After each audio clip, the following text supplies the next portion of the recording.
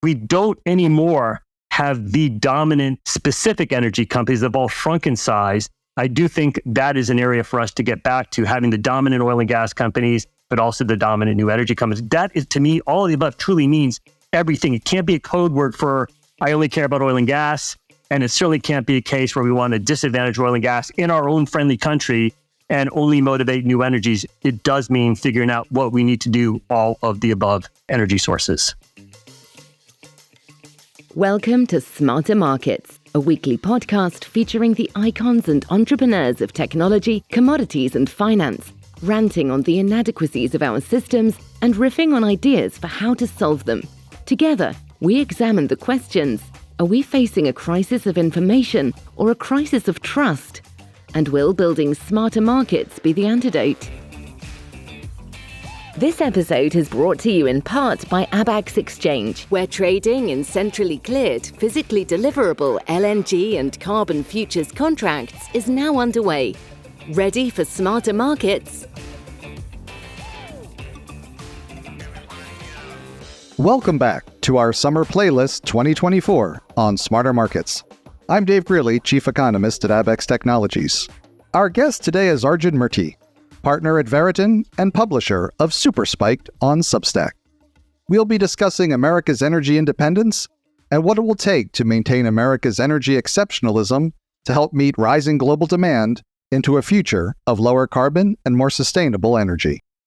Hello, Arjun. Welcome back to Smarter Markets. David, it is always great to be here. Thank you for having me back. Absolutely. It's always a pleasure to catch up with you. I watched your July 4th inspired Super Spiked video on American energy exceptionalism, and there was so much in there that I wanted to talk with you about. For our listeners who haven't watched or listened to it yet, please do. There's so much in it that we won't be able to cover here. Lots of amazing detail and charts. It's pretty amazing that I think, going back to when you and I were working together in the early 2000s, from then to now, that the U.S. has become energy independent. And I really don't think that fact is as appreciated as it should be in the public consciousness. So I wanted to ask you, in that spirit of Independence Day, how did we get here to energy independence? And what do you think it means for our country's future? It really is a remarkable change, really, in both of our lifetimes. I think you and I are about the same age. And I certainly remember, Dave, the odd and even license plates when my parents were trying to fill up gas from the 1970s oil embargo, and how at risk and how exposed we felt. I mean, I was in elementary school at the time, but remember that sense of the feeling of weakness, the feeling that we were at the mercy of countries from other parts of the world for our basic ability to drive and provide energy and all these kind of things. And to think of where we are today, where we are in such a significantly better position in terms of crude oil imports now being basically balanced with our demand. We have no net imports, especially when you include Canada, to being now the number one LNG exporter in just 10 years is really a remarkable change to now exporting things like gasoline and other refined products to the rest of the world. It's night and day. The shale revolution gets a lot of credit for it. So I think anyone that studies energy can recall the U.S. being a major producer, but going way back in time to the days of Rockefeller and Standard Oil, and we all thought those days were behind us, and then shale came along. It's easy to say we found the resource. And I think we'll get into this. We're not the only country with shale. We're not the only country with undeveloped or prospective oil reserves. Yet it is here that we actually went from essentially zero production to pushing 8, 9, 10 million barrels a day of shale oil, depending on how you're adding up these numbers. It's a remarkable transformation in a very, very short period of time. And I think it's things like private land ownership, the system of capitalism, the rule of law, all these things that we have that we somewhat take for granted, but it's also competition. So I can recall in the 2000s, China opening up for its version of shale, but it was really PetroChina, Sinopec, maybe CNOOC partnering with a handful of the big oils, and it never really got off the ground. Where here we've had hundreds, if not thousands, of independent producers trying to generate profits, trying to figure it out, trying to crack the code. And we did it here. I think it's the entire system of really what has made our country successful, not just the very existence of the resource itself. And I wanted to dig in that with you some more with what do you think makes America exceptional when it comes to energy? Because clearly it's not just whether you have the resource space or not, that helps. You spent a lot of time covering a lot of the independent producers that are out there where a lot of that production and investment and risk-taking occurred. is there something about the way those companies behave or the way they were able to behave because of the system they found themselves in that you think is really what makes our country's production exceptional? I'm going to reference a Hoover Institute piece produced by my friend and colleague Paul DeBar. He was the Undersecretary of Science from 2017 to 2021, and we serve on a number of advisory boards together where he highlights U.S. as an energy superpower and talks about both our resource advantage, oil and gas, and for that matter, coal, but also our technology advantage, all of our brilliant people in Silicon Valley, but increasingly also Houston and Austin that are working on a whole range of new energy technologies. And the capital market strength that we have. It's not just that S&P 500 is the best performing market, but really our system of private and public debt, public and private equity, venture capital, private equity, all the funds we have, all of that goes together to creating a system of what I'm calling American energy exceptionalism. And you really can't take away any one of those pieces. So I alluded to the notion of competition in our country where companies are motivated and incentive to make money for themselves, to make money for their employees, and ultimately for landowners to want to lease out their land. None of these things exist for the most part in most of the rest of the world. You typically have government ownership of the land. You have highly regulated notion of profit making. You usually have one giant state-owned company in most of these countries. And all that leads to what I think are suboptimal outcomes. When you look at U.S. shale as an example, both oil and natural gas, it's not necessarily the lowest cost resource in the world. That's what's kind of most striking. There almost certainly are lower cost forms of natural gas, stranded gas in many parts of the world. There's certainly many oil basins that are lower on the cost curve, but none of them have this combination of companies competing to go after the resource, of being able to make money, of the people who own the land being able to make money off royalties and leasing out their acreage, of having some sensible rules and regulations and rule of law where you have confidence that the profits you make, you're actually going to be able to keep. It's the totality to have the capital markets backing a whole bunch of companies, that willingness for investors to take risk. It doesn't always work out. Companies do fail, as we know. They don't always make the money that's promised. But there is a notion that if you do succeed, you can do very well. I think all of that goes together in terms of creating the kind of environment where we don't necessarily have the lowest cost resource, but we have developable oil, developable gas. And I do hope we don't take it for granted. I sometimes feel like as a nation, as a world, we do. And one of my objectives is to at least shine some light on it's the totality of our system. It's not any one thing. And I think it's such an important point that it's about the totality, because it makes me think of these components, these aspects that you've mentioned, like the legs of a stool. You take away any one and the stool falls over. And that brings to mind that while America may be exceptional when it comes to energy now, that it could potentially be fragile. It could also be very difficult for other countries to emulate.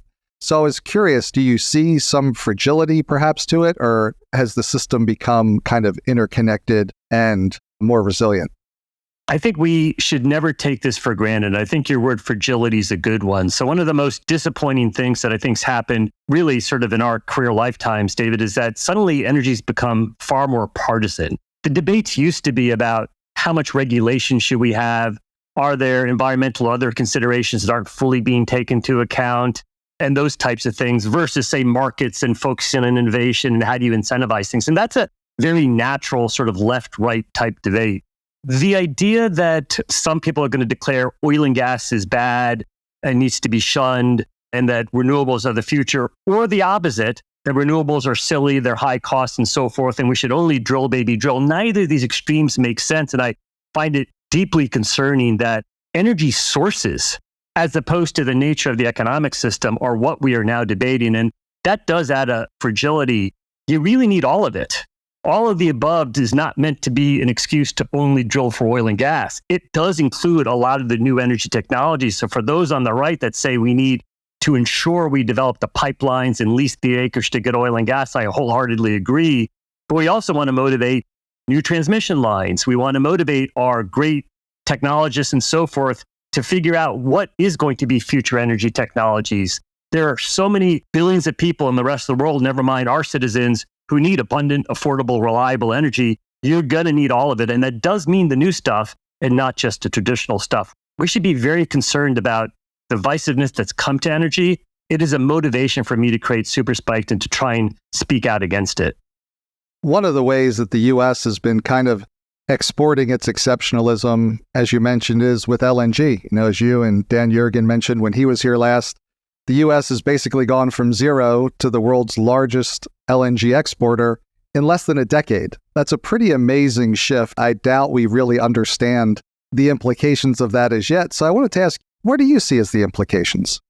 First of all, the shift itself is absolutely shocking. Dave, I think I've spent probably more of my career focused traditionally in oil and refined product markets. That when I was putting this piece together, I had to check the numbers 4 times with 5 different sources that we were in fact number one in LNG exports in 2023, just ahead of Qatar and Australia. And that's really since 2015. And I would note that this growth in LNG exports, it started under President Obama, it continued under President Trump, and it's now continued under President Biden. So when we were previously talking about fragility, I do think we have to take it seriously. On the other hand, to some degree, the sort of extreme partisanship we see, it can be a little bit more in the rhetoric than the underlying facts and fundamentals. We started this conversation, I talked about how exposed we felt as kids during the Arab oil embargo years and the odd even license plates and so forth. We're now in a position to help other countries in other areas, our allies, get through similar challenges. So the most obvious example is Russia's invasion of Ukraine, Russia choosing to cut off gas to Europe, and our LNG exports plugging a huge part of that hole. And I think, thank goodness for Europeans that our LNG was there. Norway also did their best to increase production. And I think it adds a strength, it adds a resiliency. I sometimes think it gets lost in some of the climate-oriented debates that the world needs energy. This is a valuable resource. We should take every step possible to try and make it as low methane flaring, venting as possible, to adhere to strict environmental and labor standards, but that the resource is actually critically needed. And thank goodness we have it. We are in a stronger position as a country when we are exporting LNG refined products and to some degree light sweet crude oil to the rest of the world. I think it's been a huge geopolitical advantage to us as Americans, but also to the world at large. Every time you mention the even and odd license plate stage, you carry me back. I still remember sitting in my dad's station wagon. I guess it's a core memory. It's important. It gets burned in there. I wanted to ask you, with the U.S. becoming the leading exporter of LNG, earlier this year, the Biden administration paused pending and new LNG export licenses, pause which was recently blocked by a federal judge. At the same time, the Inflation Reduction Act has put a lot of money to work. What do you make of the current U.S. policy stance towards energy?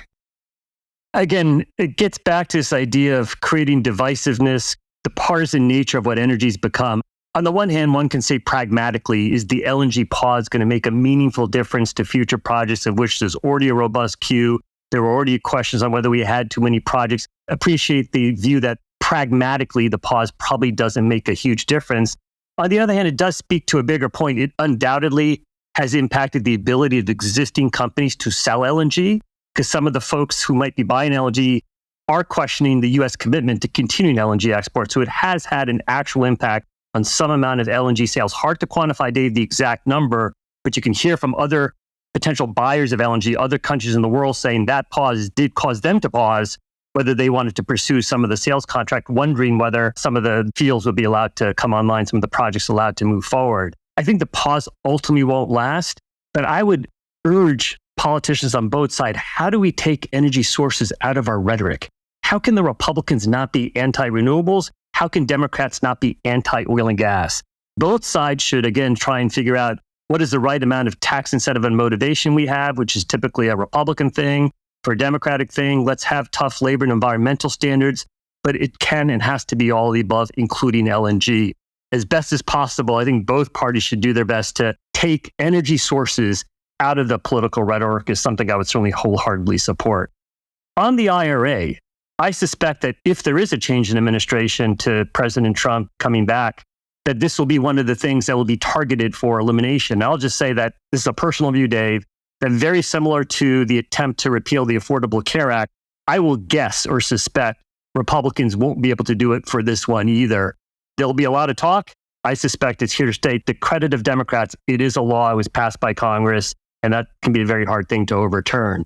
That's not the same thing as saying there aren't large parts of the IRA that are deserving of reform. And if I was giving free advice to Republican administration, it would be, think about how you can improve and fix the IRA. how can America could be a leader in both oil and refined product exports, LNG exports, but also new energy technology exports. One of the things I disagree with the IRA is that at times it feels like it is trying to pick winners and say, this technology should be 100% of something by some random year. This other technology, we're going to give a huge subsidy. I really question whether that's the right way to do it. How can we reform the IRA to where it's motivating investment in new technologies, but not trying to pick winners? An example would be something like an electric vehicle ban. Now, that's not part of the IRA specifically, but this idea that like a state of California is going to ban internal combustion engine vehicles by 2035. Rather than that type of strategy, how do you put perhaps restrictions on vehicle weight, which has been one of the great causes of missing our fuel economy standards? How do you motivate an all of the above approach to improving miles per gallon, which would include things like hybrids, until electric vehicles fully come down the cost curve and we have all the critical minerals and mining processing in this country, all the things that go into having greater market share of EVs in addition to needed reduction in cost. Not all of this specifically just by the IRA, but it's the types of energy policy legislation.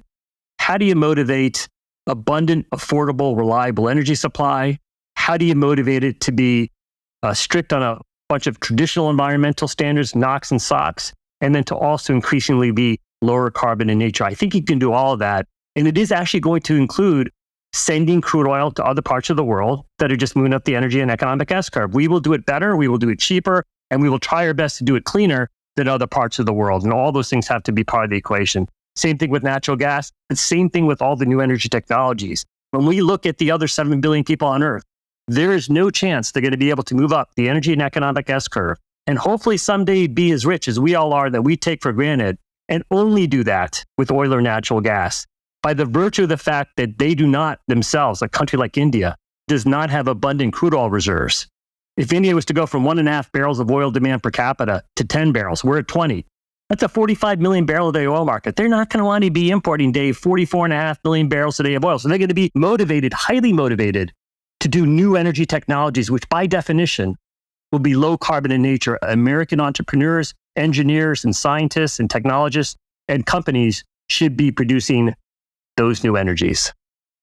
I want to follow up your sharing of your personal view with a question about your personal experience. We know that there's been more partisanship, more divisiveness in conversations around energy. You're out there very publicly with your super spike videos. And I was curious, what have you learned from your experience in trying to navigate some of that divisiveness to try to create solutions that are much more in the we need to be doing everything and we need to be taking into account that there's a fundamental need people have for energy? To my pleasant surprise, Dave, there is a market for pragmatism out there. And I'd say there is a whole bunch of people who see some good and bad, let's just call it both sides, and want the pragmatic solutions. It's unclear to me, and I don't have the solution for why that doesn't seep more into our politics, but perhaps we can always be hopeful that things will get better. You and I both did it at Goldman. I then didn't do it for 9 years. And frankly, that was a glorious 9 years of not being in the spotlight. But I did feel an obligation that, hey, this is something I know something about. And even if my views aren't always correct, I've made many wrong calls over the course of my career. I at least, I think, have a different viewpoint that sees some of the relevance of both sides of the argument, if you will. I don't think anyone will accuse me of ever being a progressive left-wing person. I think we can say that much. On the other hand, I do spend a considerable amount of time with folks in the environmental community, with folks who are, I'll just call them moderate Democrats, left of center, and some folks within those organizations are increasingly left of center. I spend a lot of time trying to understand their arguments and perspectives. It doesn't mean I agree with every last point they make, and I offer often quite a bit of pushback, but it improves my own argument. Same thing with folks on the right of center. I spend a lot of time with those types of organizations as well. So you try and listen to a broad spectrum of people and perspectives. I say this quite a few occasions is, I try and bring an equity analyst mindset to this, which means it doesn't matter what you personally believe. It doesn't actually matter what your models necessarily show. You're just trying to actually make the right call. As an analyst, you might have this great analysis on why some stock is a buy, and then something else happened that goes against you and the stock collapses. You can't blame the something else that happened that you didn't forecast. That is your fault as an analyst, actually, even if it was totally unpredictable. And my point is, you're trying to make the right call. When you're trying to make the right call, that's all you're trying to make. it motivates you to listen to a broad range of views. It motivates you to continue to dig into facts and analysis. And so when we talk about right call here, it's not about a stock being a buy or sell. It is about how our energy systems are going to evolve. I am trying to make the right call on what is actually going to happen with oil demand. Not what I think should happen, not what I want should happen, not what environmentalists think should happen, not what a right-wing person thinks should happen. I'm trying to do what I think is actually going to happen and what's going to drive it. Same for natural gas, same for new energy technologies. It's not about liking or disliking any of this stuff. It's about trying to understand why we use energy, why the world uses energy, and what motivates its growth and what motivates its change. And back when you and I used to work together, a lot of the conversation that people were trying to make the right call around was peak supply. Then you had your 9 glorious years of not writing publicly. And now, of course, much of the conversation often revolves around peak demand. So I wanted to ask you, what do you make of the conversation around peak demand? And what effect do you think it's having on investing and the energy industry? One of my big issues with the peak oil demand argument is no one's analysis, even those that have forecasted continued growth in oil demand, no one solved for how are you meeting the energy needs of the other 7, soon to be 9 billion people on Earth. And we could certainly debate whether every last one of those countries currently has the type of economic system and governments in place to move up energy and economic S-curves. But China has shown what's possible for 1.4 billion people. India is now trying to show what's possible for another 1.4 billion people. We know the rest of Southeast Asia, and between India, China, and the rest of Southeast Asia, we're talking over 4 billion people on Earth. They are all unquestionably at various stages of moving up the energy and economic S-curve. And then down the road, we'll see about Africa and parts of Latin America and so forth. How are we solving for their energy needs? No one stops wanting to be rich. No one says, you know what, we're kind of good enough. We've got 3 light bulbs instead of 1. That's good enough. Everyone, rightfully and understandably, would like to kind of live the lifestyles that we take for granted in the US, Europe, Japan, Western Australia, and New Zealand. And I will say that a country like South Korea, which was poor when you and I were born, Dave, and then we're middle class somewhere as we were graduating high school, have gone to the level where, at least in energy terms, they're as rich as we are. Within our lifetime, 50 plus years of age, they've gone from poor to middle class to rich. It's a smaller country, but credit to South Korea. It is entirely possible with governments and economic systems being put in place, but it all takes energy. I don't get the views that somehow most of the world is going to stay poor. It's a really pessimistic viewpoint. You can debate some of these countries. I don't think you can debate Asia anymore. They for sure are moving up the economic S-curves, and that's going to mean more energy use. So you're going to have to solve for that. I think the other big misunderstanding is that somehow we know today what is going to scale and be affordable and reliable, and that we do not know. And I'm going to push back especially hard on that. There are lots of things that work in the lab, and I've studied these technologies throughout my career.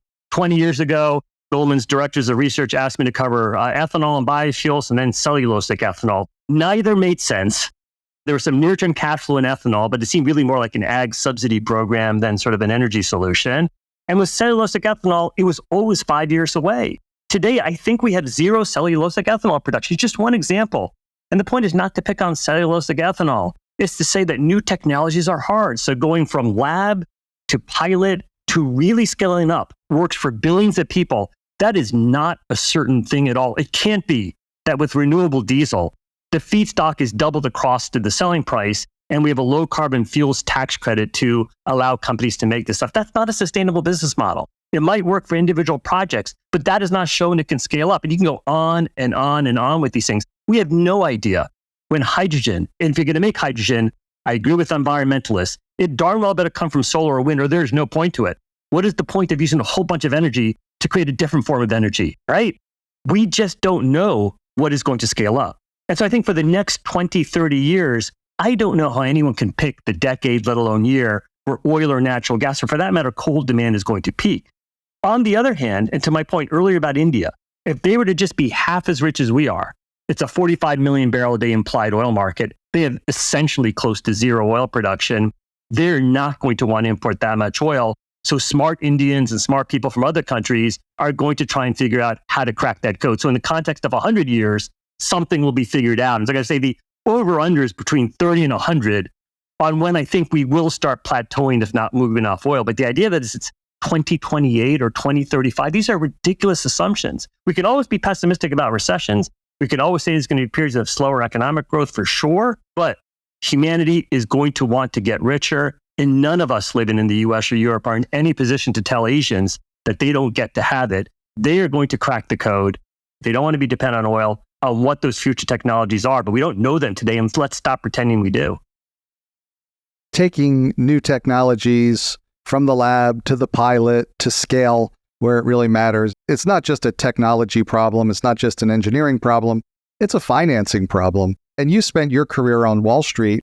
And I was curious, what do you believe America's financial and capital markets contribute to being able to take new technologies from lab to scale as they've done over decades and add to that energy exceptionalism?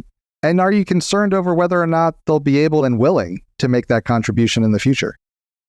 I think it's a great question, and my answer may feel biased because I worked in the finance industry and still do throughout my career, but I don't worry about the financing of truly breakthrough technologies. Solar has improved in many areas. I don't think it's the 100% solution it's often touted to be, but there's no doubt it's going to be a major part of the mix.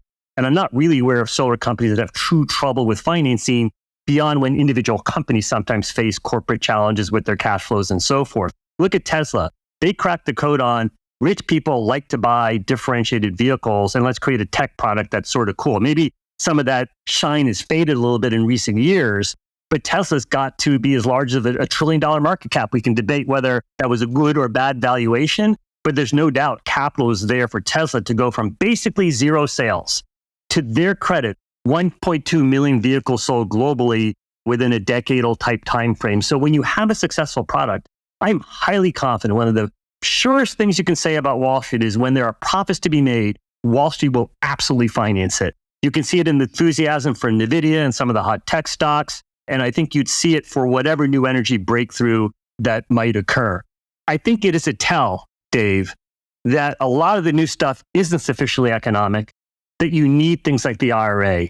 You need companies to be browbeat into new investments. You need things like the Glasgow Financial Alliance for Net Zero, which is trying to force banks to stop funding fossil fuels and only fund new energies. You need all of that pressure because the basic economics are clearly not there. And I don't understand why. If you are most passionate about the climate, let's just say that's your passion, not people being rich or any of this other stuff, you still are going to want to have real solutions. You can't have pretend solutions.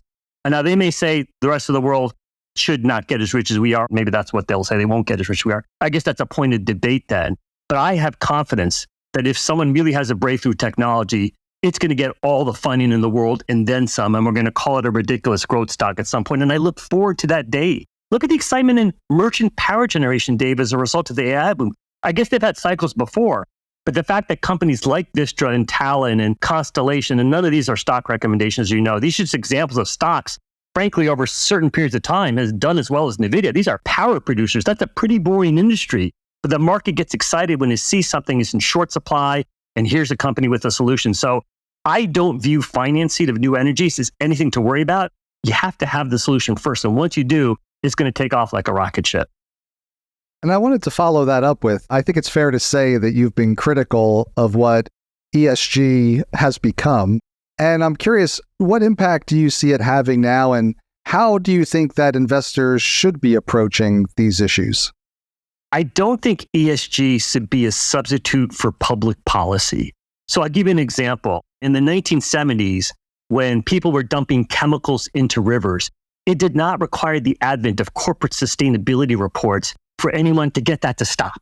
It wasn't an ESG vow. Oh, I think we should be clean and sustainable and therefore stop dumping chemicals into rivers. It took the Clean Air Act. It took regulation and laws. I support Congress creating laws that addresses things that capitalism and markets do not address. And the environment's a big part of it. If there are laws needed to regulate aspects of the business that doesn't naturally happen in the context of markets and companies, by all means, Congress should pass those laws and the equivalent bodies in other countries. The idea that companies should sort of self-regulate themselves, there's some examples where that makes sense. I think flaring in the Permian Basin would have been a great example where the producers, I do think, should have gotten together and figured out a self-governing type solution.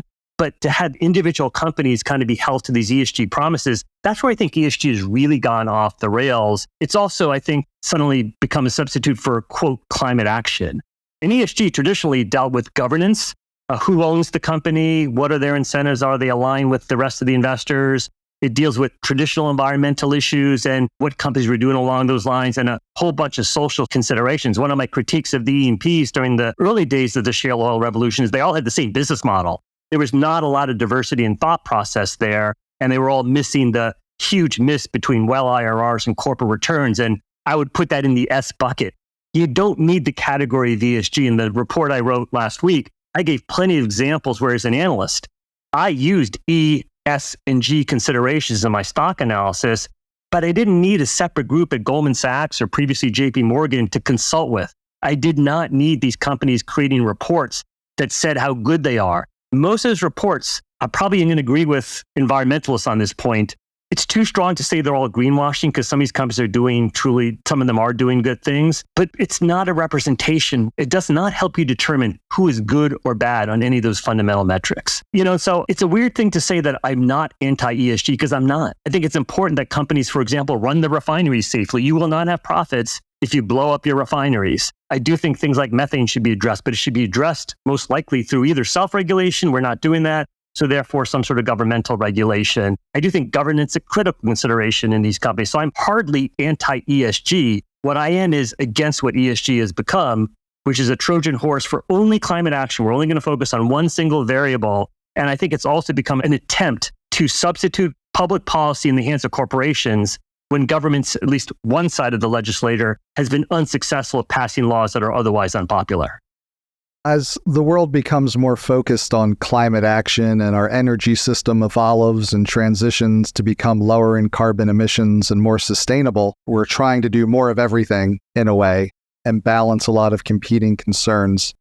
If you're to look ahead 10, 20 years, whatever time frame you want, what do you think the U.S. should be doing to remain exceptional in energy? And what can those other countries you've spoken so passionately about, particularly the developing ones, do to become exceptional in energy as well? It's such a great question, Dave. It's a cliche to say we should do all of the above, and I think we need to be more specific about it. We still have a significant amount of crude oil to develop and produce in this country, including in a place like Alaska, which has become somewhat controversial. Maybe it always has been, but we know the Arctic is warming. There's no question about that. And we know there's only a handful of players. There's Canada, there's Norway, there's the United States via Alaska, and there is Russia. Somehow, the three friendly countries within those four that I mentioned, the US, Canada, and Norway, have made the Arctic off limits, and we're almost certainly know that Russia hasn't. And so all I'd say is that the world is going to be using crude oil if we're going to develop new sources of resources. And maybe this isn't the best example. We should ensure that it is done within our own countries and done with as much environmental and labor considerations as one can have in some of these areas. And you may choose to make some of it off limits, but some of it undoubtedly is going to have to be on limits. Let's have Congress or others figure out where that dividing line is, as opposed to let's all keep it in the ground. I completely disagree with we should keep it in the ground, but only in our own countries and only in our allied countries. That cannot make sense in a world that undoubtedly is going to have flat oil demand and then get, in my scenario, rising oil demand. And I think I apply that to crude oil. We fortunately still have a robust refining system in the U.S. that is increasingly exporting needed refined products to the rest of the world. Europe's shrinking their refining capacity. We are sort of modestly growing ours through debottlenecking. I think that's a good thing. Natural gas, we've already talked about LNG exports. I think there is a need, and a big missing piece of being exceptional is in critical minerals refining and processing. That is something China dominates, and we are way behind on that. In the same way, we recognize the need to bring semiconductor manufacturing back to the U.S., and I think there's a debate on how successful we'll be. I think we can be very successful if we so choose to bring a lot of that critical minerals mining and processing back or into the United States, and that is entirely plausible. We have enough industrial corridors where you can do this stuff in a place that's already kind of industrially oriented in terms of developing sites. No one's saying we have to do this off Miami Beach or in otherwise touristy areas. So pick your spots that are already kind of developed areas. And then how do we continue to motivate new technologies? And this is where I'm going to push back on the right. America should be the leader. It is already the leader in so many different new technologies that will and should hold true in energy as well. So it is all the above truly means really thinking through what we need to dominate and to help our allies in all these areas. We know India is not going to want to import 45 million barrels a day. They're probably going to help try and figure out some of the solutions on their own. But I suspect that our mixture of having Silicon Valley, our mixture of having our capital markets and our history in energy means we might get there first. And if we do, we're going to have the dominant companies, just like we do in the financial sector. The place you and I used to work for, Goldman Sachs, JP Morgan, Morgan Stanley, all major banks, tech companies, Microsoft, Apple, Google, et cetera. We have all the dominant tech companies. We don't anymore have the dominant specific energy companies that have all shrunk in size. I do think that is an area for us to get back to, having the dominant oil and gas companies, but also the dominant new energy companies. That is, to me, all of the above truly means everything. It can't be a code word for I only care about oil and gas.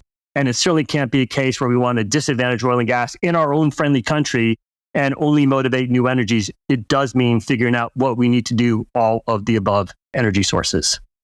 Thanks, Arjun. Every time you come by, it's an exceptional conversation, and I really do appreciate it. Before I let you go, though, this is our summer playlist series, and it's become a bit of a tradition to ask each of our guests what's on their personal beach reading list this summer. So I wanted to ask you, what are you reading this summer, Arjun?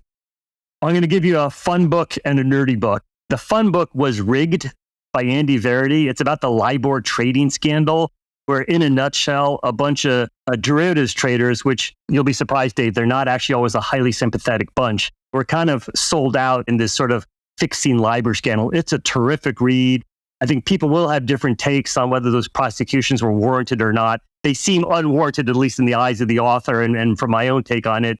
It's just a fascinating read on the LIBOR scandal, and frankly, a bit of history, which is not that long ago, that perhaps because they took place in London and the UK, I didn't quite remember the trials and so forth. So I really enjoyed that book. I'm also reading Václav Smil's Power Density. I'm an absolute Václav Smil disciple, a complete voice of reason, the kind of person that I think we should all model ourselves after, which he's not a partisan in any way. He is a scientist, he's a mathematician, he's a studier of facts. And that is what I really love about that book as well. So it's called Power Density, and it goes through some of the risk-reward challenges of using different forms of energy to meet electricity needs. This book was written in 2015. And so while there are parts, I think, around geothermal that might be slightly outdated, I think the core tenets of why different power generation technologies work or don't work and will scale or not scale is found in a lot of the math he does. And I'm really a huge fan of Václav Smil. This is a book I hadn't previously read, and I'm really enjoying it. Thanks again to Arjun Murti, partner at Veriten and publisher of Super Spiked on Substack. We hope you enjoyed the episode. We'll be back next week with another episode of our Summer Playlist 2024. We hope you'll join us. This episode was brought to you in part by Abax Exchange, where trading in centrally cleared, physically deliverable LNG and carbon futures contracts is now underway. Ready for smarter markets?